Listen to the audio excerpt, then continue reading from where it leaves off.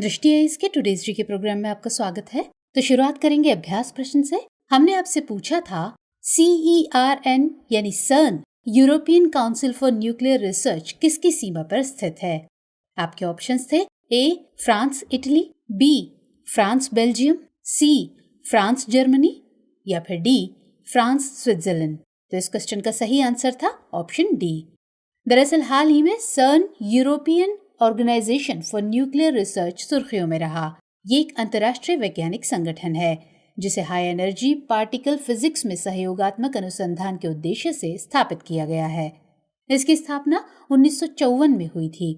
इसके द्वारा दुनिया के सबसे बड़े और सबसे जटिल कोलाइडर यानी LHC का संचालन किया जाता है। ये जिनेवा के नजदीक फ्रांस और स्विट्जरलैंड की सीमा पर स्थित है। चलिए शुरुआत करते हैं आज के सेशन की और पहला क्वेश्चन देखेंगे।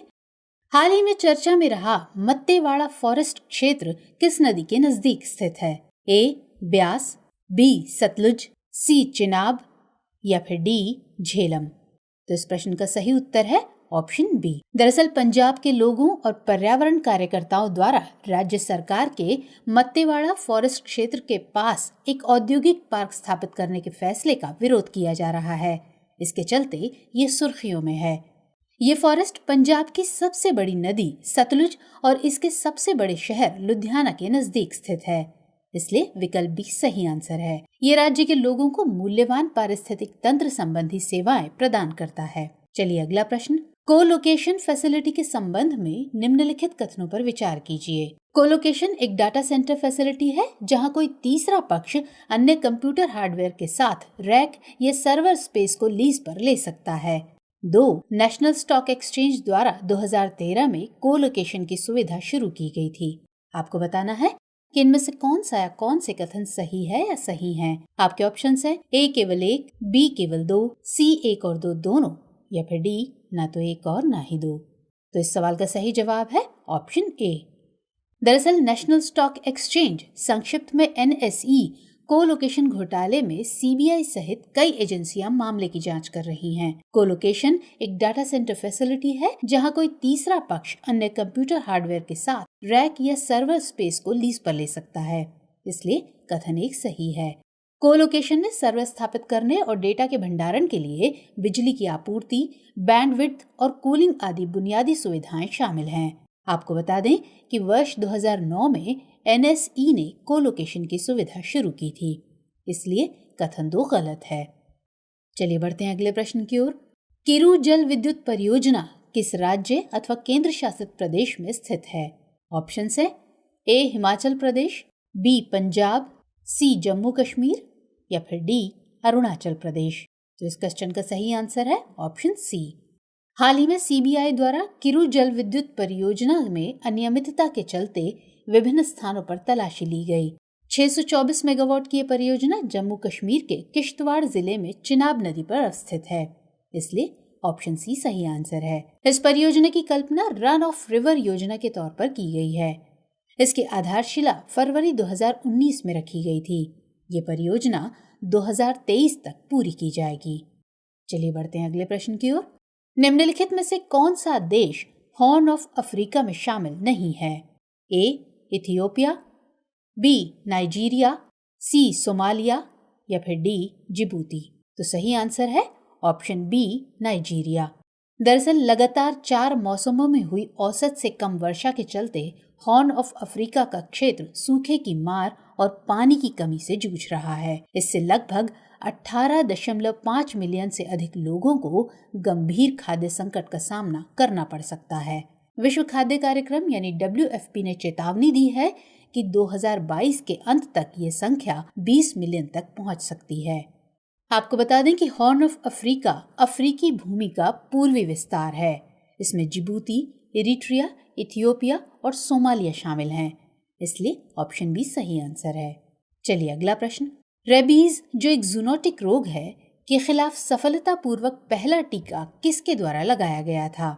A Edward Jenner, B Louis Pasteur, C Maurice Hilleman या फिर D doctor John B Robins.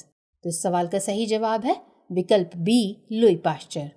दरअसल बीती 6 जुलाई को विश्व जूनोसिस दिवस के अवसर पर इंडियन इम्यूनोलॉजिकल लिमिटेड ने जूनोटिक रोगों के खिलाफ एक राष्ट्रव्यापी मुफ्त टीकाकरण शिविर आयोजित किया। विश्व जूनोसिस दिवस प्रतिवर्ष 6 जुलाई को जूनोटिक बीमारी के खिलाफ पहले सफल टीकाकरण के उपलक्ष्य में मनाया जाता है। इस दिवस की शुरुआत 6 जुलाई 1885 को हुई थी। दरअसल 6 जुलाई 1885 को फ्रांसीसी जीव विज्ञानी लुई पाश्चर ने रेबीज के खिलाफ पहला टीका सफलतापूर्वक लगाया था।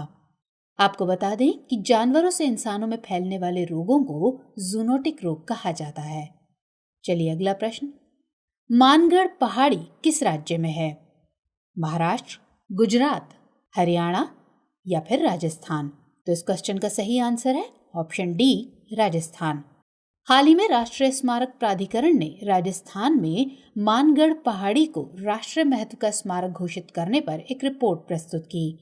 मानगढ़ राजस्थान के बांसवाड़ा जिले में एक पहाड़ी है, इसलिए ऑप्शन डी सही है। लंबे समय से स्थानीय भील आदिवासियों द्वारा मानगढ़ पहाड़ियों को राष्ट्रीय स्मारक घोषित करने की मांग की जा रही है।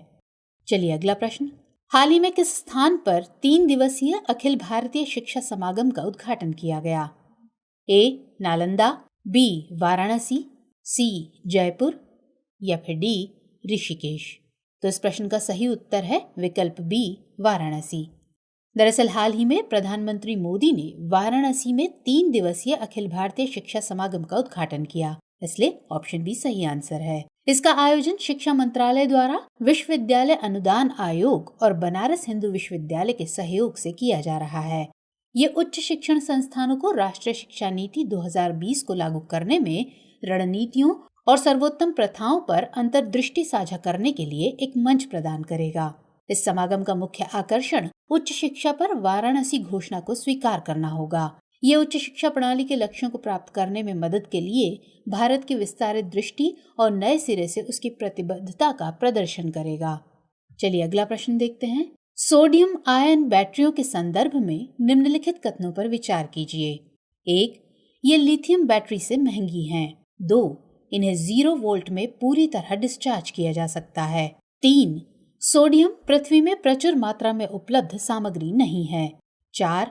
इन्हें अपेक्षाकृत जल्दी चार्ज किया जा सकता है। आपको बताना है कि इनमें से कौन सा या कौन से कथन सही है या सही हैं। ऑप्शंस हैं ए केवल 1 कथन, बी केवल 2 कथन, सी केवल 3 कथन या फिर डी उपर्युक्त सभी कथन। तो इस प्रश्न का सही उत्तर है विकल्प बी।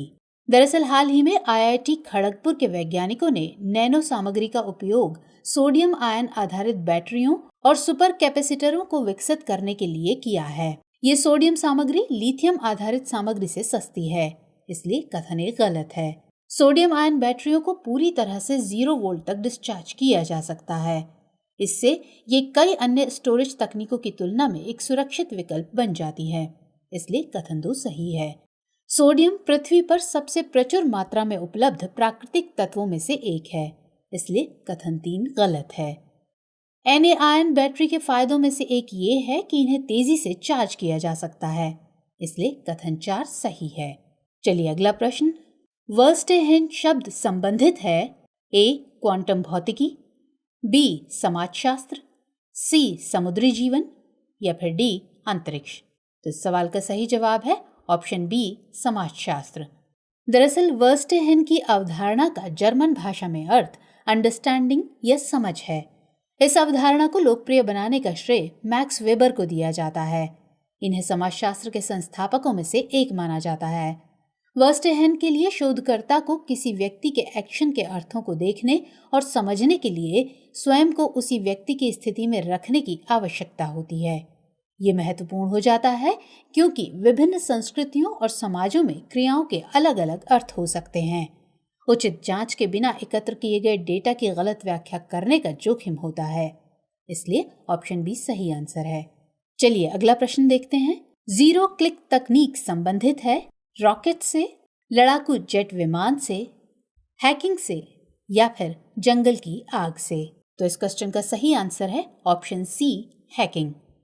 दरअसल 0 क्लिक हैकिंग तकनीक हैकिंग से संबंधित है, इसलिए ऑप्शन सी सही है।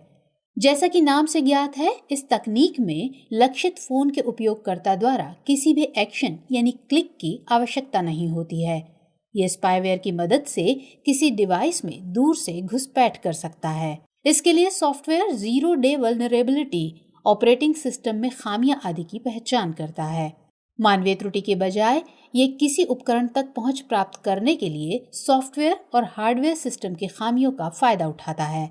एप्पल इंक ने लॉकडाउन मोड नामक एक नई सुविधा जारी करने की योजना बनाई है, जिसका उद्देश्य एक न्यू प्रोटेक्शन लेयर को जोड़ना है। आइए अब नोट करते हैं आज का अभ्यास प्रश्न। भारत का पहला पशु स्वास्थ्य शिखर सम्मेलन कहाँ आयोजित किया गया? ए. लखनऊ में, बी. जैसलमेर में, सी. पटना में या फिर डी. नई दिल्ली में। तो इस प्रश्न का उत्तर कमेंट सेक्शन में देना मत भूलिएगा। मुलाकात होगी अगले सेशन में, तब तक के लिए जय हिंद।